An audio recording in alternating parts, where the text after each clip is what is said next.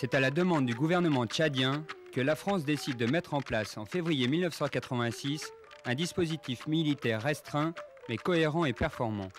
Sa mission, assurer la défense aérienne de la capitale et apporter une aide logistique et humanitaire. Ce dispositif à dominante air a été appelé épervier.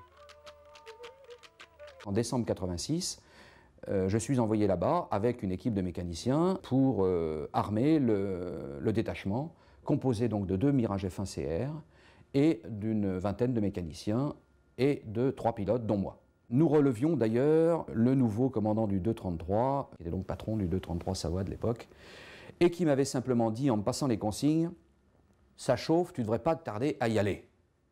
Les combats entre Tchadiens, Tchadiens du Nord, on va dire, et Tchadiens du Sud, Tchadiens du Nord de Goukouni-Wedaï et Tchadiens du Sud d'Hissène-Habré, faisaient que nos camarades terriens prenaient un petit peu les éclaboussures.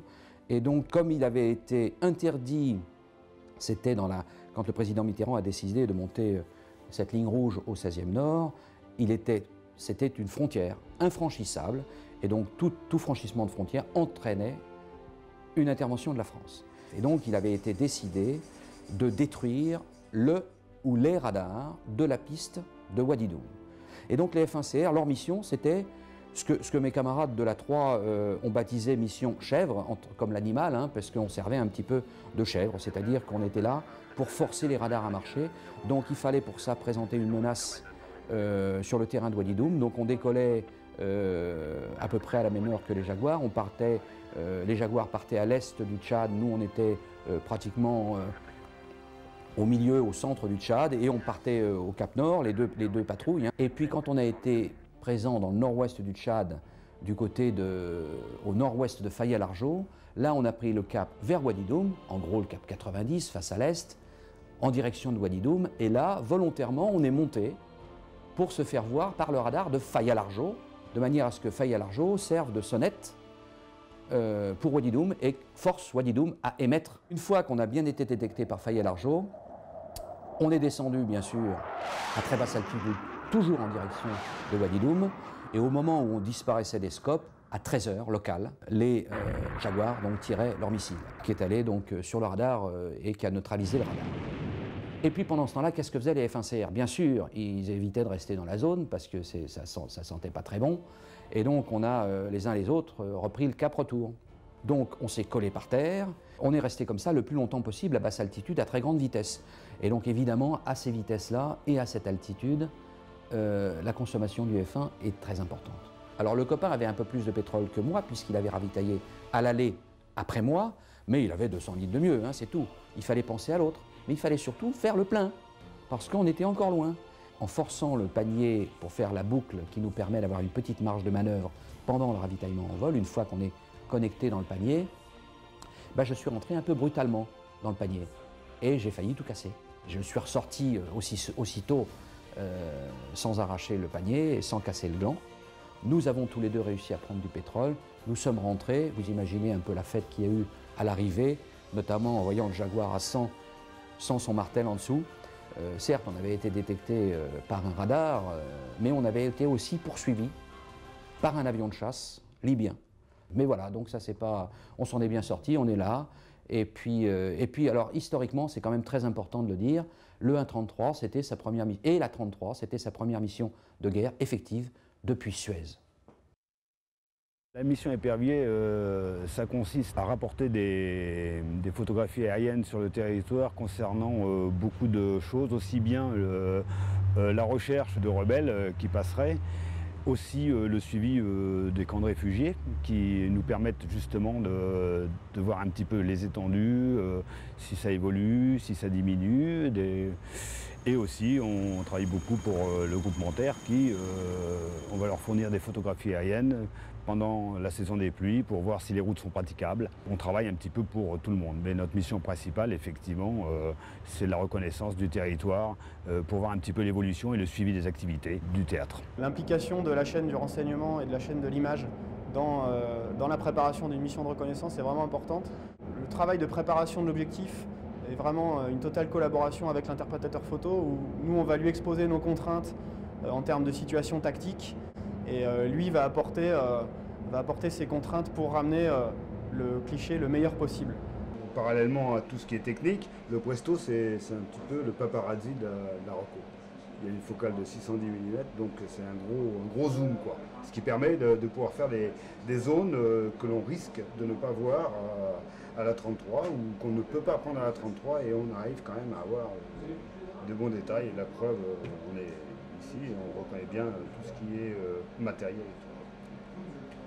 Le Mera 33, c'est une caméra cartographique qui est faite pour faire de la moyenne et haute altitude avec une focale de 150 mm, et ce qui permet justement de pouvoir avoir tous les points de la photo à la même échelle, ce qui permet de faire de la carte. J'ai toujours aimé l'escalon, j'ai toujours aimé cette ambiance de famille, ça m'a toujours plu d'aller à droite, d'aller à gauche. J'ai eu une petite équipe d'interprètes images dont j'étais leur chef, et on a fait du bon travail au point de vue reconnaissance de 96 à nos jours, avec les différentes étapes des OPEX, aussi bien sur le théâtre d'Arabie que sur le théâtre tchadien.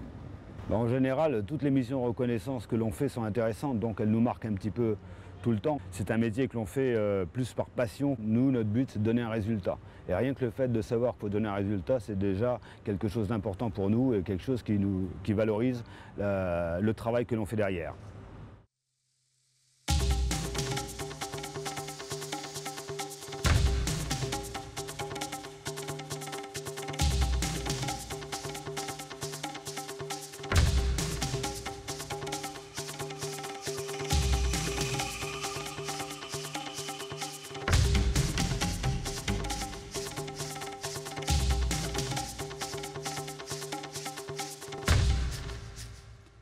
Par moment, ça peut paraître un territoire d'entraînement, et c'est vrai que quand la situation est calme, c'est un espace aérien qui est très intéressant pour nous, puisqu'on n'a aucune contrainte ou très peu de contraintes, et c'est un théâtre qui se prête relativement bien à l'entraînement pour des théâtres un petit peu plus dangereux comme peut être l'Afghanistan.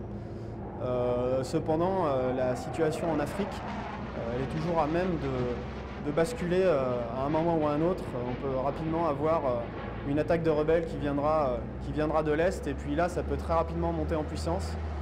Et donc on est toujours un petit peu sur la pointe de l'aiguille, et il faut essayer de toujours être prêt et être en mesure d'apporter notre soutien, qu'il soit Rance ou soutien des feux. Février-avril 2006, c'était la première fois que les rebelles rentraient dans N'Djamena. Donc on a fait beaucoup de missions de reco, notamment sur les colonnes de véhicules au profit à notre profit, puis en même temps au profit du régime tchadien, de manière à les renseigner un petit peu sur la position des rebelles. On montait pas mal d'alertes, on avait même tiré des coups de semonce sur la colonne de rebelles pour leur signaler qu'on était là et c'était pas la peine de venir nous voir si jamais ils leur prenaient l'envie de visiter N'Djamena. Ils ont quand même fini par rentrer dans N'Djamena avec leur colonne de P4, et vu qu'on était d'alerte, on arrivait quand même à faire deux équipes, une équipe du matin qui montait assez tôt. Les avions devaient être dispo pour 6 h du mat, et on arrivait à se relever sur le coup des midis, et je crois que c'était un dimanche matin. Et ce jour-là, donc j'étais de repos en chambre, et puis je me suis retrouvé réveillé par les gros sons, boum, ça faisait boum. Et en fait c'était en plein centre-ville, c'était les chars tchadiens qui tiraient sur les rebelles. Donc les rebelles étaient aux portes de N'Djamena, aux portes de l'aéroport. Donc ça commençait à s'activer un petit peu. Distribution des armes pour tout le monde, présence des saguets sur le parking. Après on ne savait pas trop si nous on allait partir avec les avions, si après le planchard Bagarmi allait se mettre en place, etc. Bon, ça s'est assez vite calmé. Donc cette fois-là, ils sont assez vite ressortis. Je crois que c'est 2 ans après, en 2008, où ça a été beaucoup plus sérieux. Vous imaginez que quand vous êtes désigné pour faire une vraie mission, là ça serre les tripes, quoi. Oui, on a peur. Il ne faut pas se cacher la vérité. Quand on part pour une mission de guerre, eh ben, il y a l'estomac qui est serré, c'est évident. À partir du moment où on est... Alors il y en a qui vous diront que c'est quand ils mettent le pied sur le premier échelon de l'échelle pour monter dans le cockpit. Il y en a d'autres qui vous diront que c'est quand ils ferment la verrière, quand ils mettent en route. Bref, une fois qu'on est dans notre habitat, la mission reprend le dessus, notre formation reprend le dessus, et là on est parti, on exécute une mission, et on est entraîné pour la bien faire. C'est notre métier, de toute façon on est là, si on a peur, et il faut faire avec, et si ça craint, il faut faire avec aussi. Donc sinon on ne vient pas et sinon on fait civil. Moi, notre mission est celle-là, s'il y a quelque chose qui doit se passer, il faut l'assumer. Ici on est déployé au Tchad, mais on est en fait réservoir de force pour l'Afrique centrale et l'Afrique de l'Ouest. Donc c'est pas parce qu'il ne se passe rien au Tchad qu'il ne se passera rien dans un des autres pays de la sphère d'influence, on va dire, des EFT.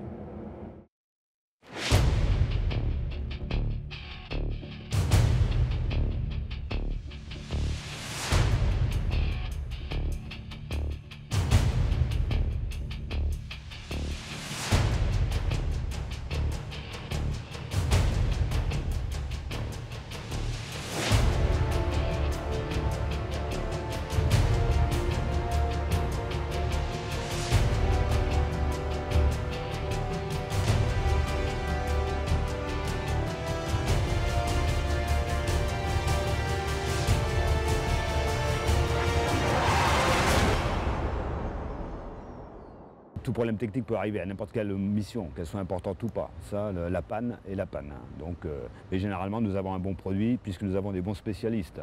Nous avons les photographes. S'ils n'étaient pas là pour développer le film, on n'aurait pas de produit. Donc les photographes qui sont des professionnels nous permettent d'avoir un bon film de qualité. Bien sûr, le pilote, qui sans lui, on n'aurait pas de photo du tout. Et bien sûr aussi les mécaniciens qui mettent l'avion en œuvre et qui va permettre à tout ça, toute cette chaîne, de réaliser une mission photo. Nous sommes le dernier maillon. C'est vrai qu'on nous voit parce que nous sommes le dernier maillon, mais nous ne sommes pas le plus important dans cette partie de réalisation de mission. Nous sommes importants dans la mesure où on va donner un produit fini, un renseignement. On fait de la navigation, on fait de la radio et on fait aussi la photo. Et l'avantage avec la photo, c'est qu'on a des contacts avec beaucoup de monde. C'est avec les interprétateurs photos, avec les photos eux-mêmes qui développent. Et donc, en fait, on a un suivi de la mission qui va jusqu'au bout. C'est-à-dire qu'une fois que l'avion est posé, le travail n'est pas forcément fini. Donc, c'est tout un ensemble de préparation avant avec les pilotes en fonction de ce qu'ils veulent. Et jusqu'à la fin pour savoir si, une fois que le film est sur la table, tout est bon et à ce moment-là, notre travail est fini. C'est vrai que les images, il y a moyen de les voir. Il y a moyen de voir la préparation de la mission jusqu'à l'image, donc le but final de la mission. Et c'est vrai que par rapport à d'autres missions, on arrive à avoir un truc concret. Donc c'est vrai qu'on voit de suite pourquoi on bosse et pourquoi on remet en œuvre les avions. Et puis pour ma part, pourquoi on met plus de cœur à l'ouvrage pour le dépanner. Et puis, pour changer un moteur un petit peu plus vite, même si les conditions météo ne sont pas terribles, s'il fait trop chaud par exemple. C'est vrai qu'on peut éventuellement débriefer avec le pilote, savoir ce qu'ils ont fait. Et en plus, on voit vraiment la finalité de la mission, quoi.